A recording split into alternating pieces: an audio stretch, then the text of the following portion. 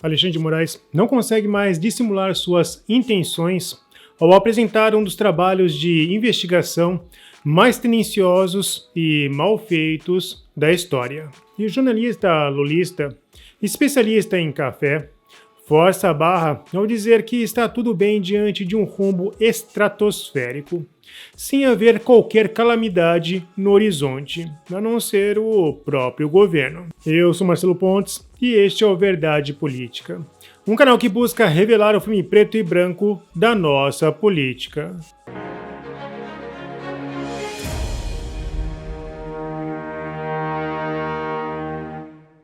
O Brasil teve poucas experiências democráticas, pois culturalmente seguiu o entendimento da linha caudilista aplicada em toda a América Latina. A frase "fazemos tudo pelo poder" foi replicada por várias vezes por líderes e seus partidos de bandeiras revolucionárias ou populistas. Métodos de sabotagem, muitas vezes utilizando estratégias terroristas, foram empregados. Esses métodos, que não deveriam vingar em uma verdadeira democracia, recebeu aplausos e apoio de políticos brasileiros. Também a instrumentalização das instituições, buscando minar adversários políticos. Entretanto, na guerra híbrida, o instrumento mais perigoso é com certeza o lawfare.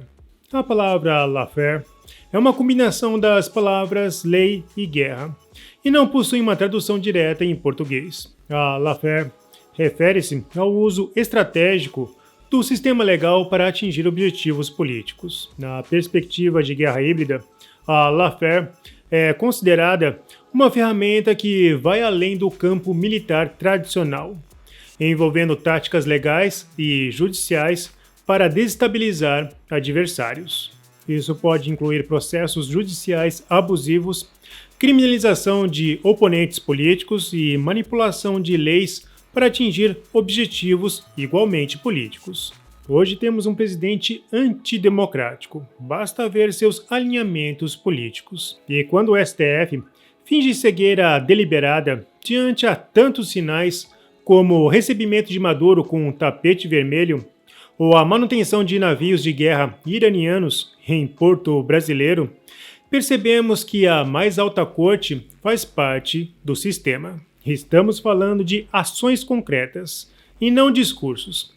Quem governa o país são pessoas alinhadas a ideologias antidemocráticas. No caso Ramagem, as supostas provas estabelecidas por uma das investigações mais porcas da história têm revelado mais sobre o órgão investigativo do que o investigado. Após a utilização de uma imagem adulterada que poderia ser checada por uma simples análise de pares feitas pelo próprio Google, agora temos a apuração sem checagem de calendário. Parece piada, mas não é. A polícia criou uma peça acusatória sem ao menos checar a data. A decisão do ministro Alexandre de Moraes, que resultou nas operações de busca e apreensão contra o vereador do Rio de Janeiro, Carlos Bolsonaro, teve como base uma conversa de WhatsApp. Alexandre de Moraes já tem conversa de meio mundo e, com a ajuda de uma polícia atrapalhada, possivelmente por contaminação de viés ideológico, está atirando para todos os lados. Com muitas ambiguidades, as investigações parecem alinhadas a jornalistas conspiratórios, que pegam qualquer informação e tentam construir uma prova formatada e moldada. Na principal peça do processo, amplamente divulgada nos telejornais ao longo desta segunda-feira e que deveria estar em sigilo, um erro de quinta série foi verificado. Na conversa de WhatsApp entre o deputado federal Alexandre Ramagem e Luciana Almeida, ex-assessora de Carlos, as datas domingo, dia 9 de outubro e terça, dia 11 de outubro. Na decisão de Moraes, as supostas irregularidades só teriam sentido, e bastante forçado, se Ramagem estivesse na ABIN, portanto, antes da corrida eleitoral. Mas em uma simples folhinha de calendário do tio que vende ovos para uma granja, poderia desmentir a investigação. O Poder 360 se destacou pela precisão na divulgação deste fato. Na matéria intitulada Zap entre Ramagem e assessora de Carlos é de outubro de 2022. Inclusive, ele fez questão de destacar que vários jornais publicaram a imprecisão, seja não divulgando o erro com a data, seja pelo fato de que a peça só faria algum sentido se Ramagem estivesse na ABIN. Inclusive, a Globo News, no dia de hoje, corrigiu a informação incorreta divulgada por Daniela. Na verdade, foi Daniela desmentindo Daniela. No dia de ontem, eu já havia afirmado que a linha descrita por Daniela Lima era totalmente ilógica. No Twitter eu afirmei: tudo o que está sendo criado é um absurdo. Todos os computadores da ABIN ficam na ABIN. Se um funcionário da ABIN usa um computador móvel, este é logado e identificado. Nenhum ex-funcionário pode manter a senha após desoneração, e não é o caso. Mas há um agravante em toda essa história. No próprio relatório da Polícia Federal, afirma com todas as letras que os inquéritos fornecidos não dizem respeito a Bolsonaro e seus filhos. Bom, a operação, segundo Moraes, ocorreu porque, segundo ele, houve um fato novo, a existência de um núcleo político. Esse fato novo foi um erro grosseiro, e mesmo que houvesse alguma ligação direta, e não houve, a polícia nunca poderia estender uma busca com amplitude genérica, ou seja, invadir a casa de Bolsonaro com seus 3 filhos após a execução de uma live. A Polícia Federal, um órgão que sempre foi respeitado, está esculhambada por uso político. A perseguição no país é crescente e sem freios, e gera sinais que assustam até aqueles que viveram no período do regime militar. Plataformas estão deixando o país para não serem usadas como alicerces de censura governamental. E no bojo da desmoralização, Natuza Neri questionou Paulo Pimenta sobre a postagem provocativa na campanha contra a dengue, com clara alusão à investigação promovida por Alexandre de Moraes. Até a Globo, que engoliu Lula com muita naturalidade, não viu com bons olhos a provocação. O ministro-chefe da Secretaria de Comunicação Social, Paulo Pimenta, teve a cara de pau de dizer que não houve nada de errado.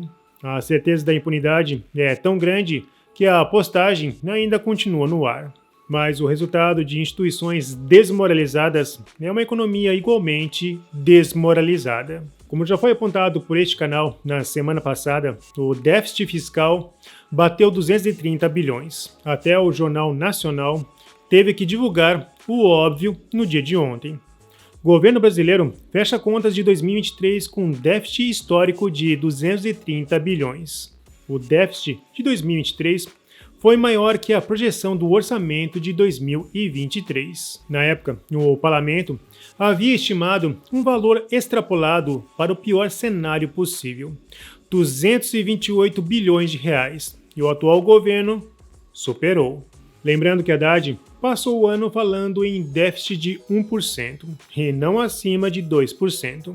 O Instituto Millennium divulgou que o Brasil passou a Argentina e se tornou o mais endividado da América Latina. Virar Argentina 6 meses para virar Venezuela 1 ano e meio. E em toda essa história, o mais engraçado foi ler a postagem de Miguel do Rosário. Contas públicas terminam com um déficit dentro do esperado e abaixo do governo Bolsonaro.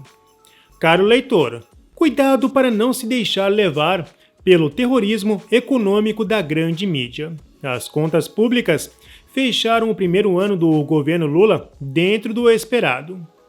Bom, e não teve nada de esperado, e o governo Bolsonaro só fechou abaixo do valor correspondente em 2020, quando também realizou a maior transferência de recursos da história do país, devido à maior pandemia do século XXI.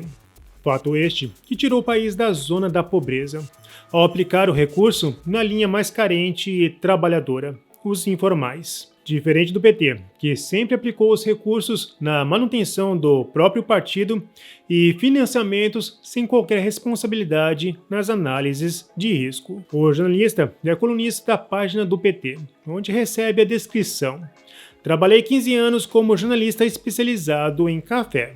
Com certeza, ele deveria ter continuado a analisar café. Cometer equívocos é humano, mas persistir no erro parece ter se tornado uma característica peculiar ao jornalismo midiático. Felizmente, a internet oferece um espaço onde mostra que existe inteligência além das grandes redações. E para terminar este contexto, deixo as sábias palavras do deputado Luiz Felipe de Orleans e Bragança. A decadência do jornalismo da grande mídia é comentado há tempos, mas ninguém sacramenta seu fim. Quando no futuro olharmos para trás, nos dias de hoje, o erro da Globo ontem deve marcar esse fim. O tom panfletário e partidário e a satisfação mesquinha na divulgação expuseram o ódio que macula a verificação dos fatos. Esse é o marco do fim da influência que essa importante instituição já teve na história do jornalismo brasileiro. Bom, se você apoia o Verdade Política, não se esqueça. Curta, comente e compartilhe. Clique no sininho para você receber as nossas notificações. E vamos continuar na luta em prol da verdade.